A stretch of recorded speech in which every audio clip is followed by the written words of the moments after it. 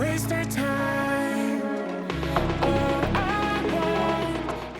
EQ can make or break a mix. And since vocals are usually the main focus of a song, getting them right is crucial. In this video, I'll talk about the most used EQ type, the parametric EQ, and why it's the go-to for shaping vocals. Then we'll cover the EQ basics like Q, filter shapes, and dynamic EQ. After that, we'll dive into the vocal frequency ranges and actually hear what happens when you boost or cut in different areas. And finally, I'll show you how I EQ the vocals in my own track, Paradise. Let's go! The by far most used EQ type for carving and shaping a vocal sound is the parametric EQ. You might wonder why. Well, first of all, you can precisely choose the frequency you want to boost or cut. You can adjust how wide or narrow the band is. This is called Q. Most parametric EQs are clean and don't color the sound much, which might be just ideal if you want natural vocals. And if the vocals do need color, I usually use a specific saturation plugin for that type of need, like for example the Soundtoys Decapitator. When working with a parametric EQ, there are a few controls you need to understand. Things like Q, filter shapes, and how they affect the sound. Let's start with Q. Q controls how wide or narrow the EQ band is around the frequency you choose. A high Q is very narrow and precise, and a low Q is much wider and smoother. A common approach is to have a narrow Q when you're cutting and a wider Q when you're boosting. That said, it's not a strict rule. Bell, also called peak or dip filter, boosts or cuts around a center frequency. The Q knob plays an important role here. It decides how narrow or wide the curve is. The bell shape is mostly used for precise cuts or boosts. Shelving filter. There are two types.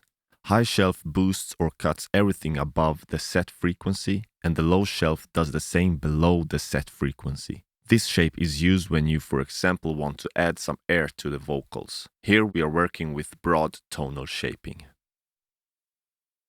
High-pass and low-pass filters. A high-pass filter cuts all frequencies below a chosen point and is commonly used on vocals to remove rumble or plosives. A low-pass filter cuts all frequencies above a chosen point and is less common on vocals, usually used for creative effects like the telephone sound. Both filters have a slope, which determines how quickly the frequencies are reduced.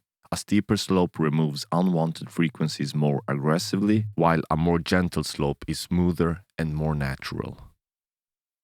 Dynamic EQ. A feature I've been using a lot lately is dynamic EQ. This is becoming more and more common on parametric EQs out there. I really like using it for extra control over specific frequencies, and I use it mostly on bell shapes. Dynamic EQ means you're either compressing when negative or expanding when positive.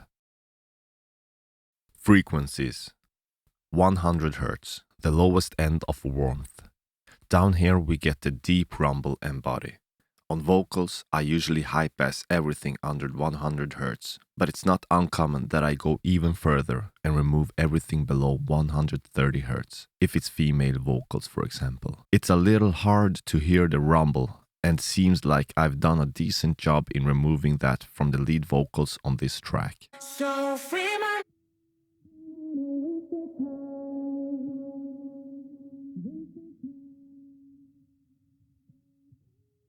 mind is you.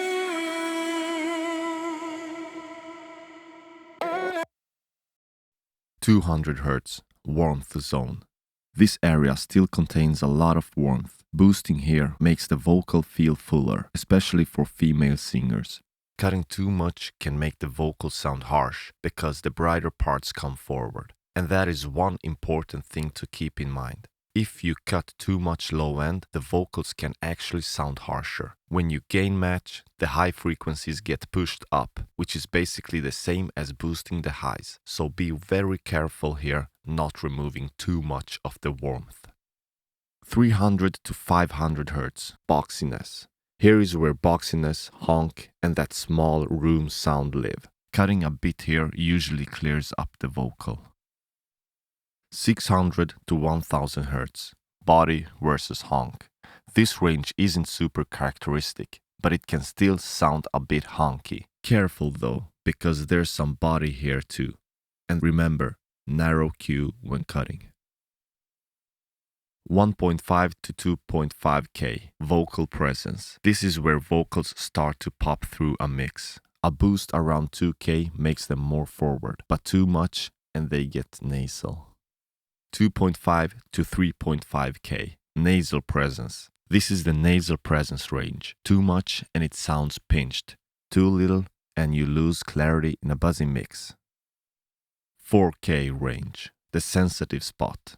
Our ears are most sensitive around 4K. It's a tricky area. Not enough and the words can get harder to make out. Too much and it cuts right through your ears. 6K, the clarity and harshness range. Here is where clarity lives, but also potential harshness. Here I'm usually struggling finding the perfect balance. 7 to 10K, the sibilance range.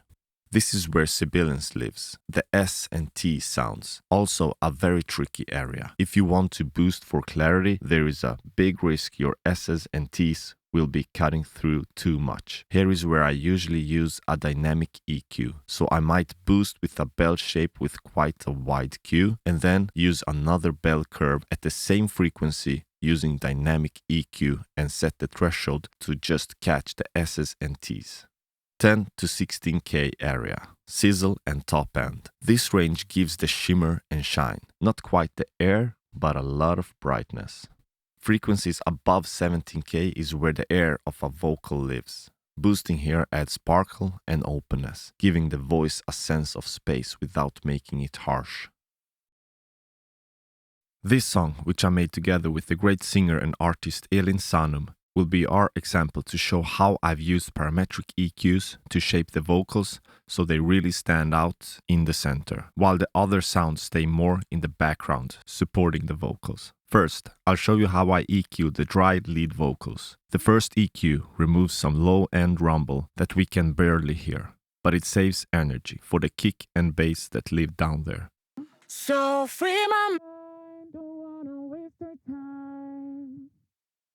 I also cut some really sharp high frequencies that were sticking out a bit too much. These cuts are very narrow, so they're hardly noticeable, but they make the vocal smoother. Waste their time. Wanna waste their time. After that, I applied some de-essing and compression. Then, once the main processing was done, I felt the tone still needed shaping, so I added another instance of Pro Q, carving out harsh frequencies and adding a little boost on the top end with a shelving filter. So don't wanna waste your time. So free my mind, don't wanna waste your time. All my dry vocal tracks, including harmonies, doubles, and effects, are then routed to the all Vox bus. Here I have some additional processing, which affects all the vocals together. A bit unusual for me, but on this bus I actually ended up using 3 instances of Pro Q. Each one helps carve out unwanted frequencies, so the important ones can come through. Normally I don't stack 3 EQs like this, but in this case I struggled a bit. The vocals felt like they had too much bass and the brightness wasn't popping the way I wanted. I also found some problematic frequencies, so I used dynamic EQ to reduce them only when she hits those notes loudly enough to cross the threshold. Now, let's listen with and without the bus processing. So free my mind, don't wanna waste your time. Waste your time. So free my mind, don't wanna waste your time. Waste your time. So free my mind, don't. As you could see, I didn't boost a single frequency with these 3 EQs, but the vocals still sound noticeably brighter and more defined. So, thank you for watching, and if you like the song, I put the pre-save link in the description. The song will be released next Friday. Make sure to follow for more insights on mixing techniques, and see you next time.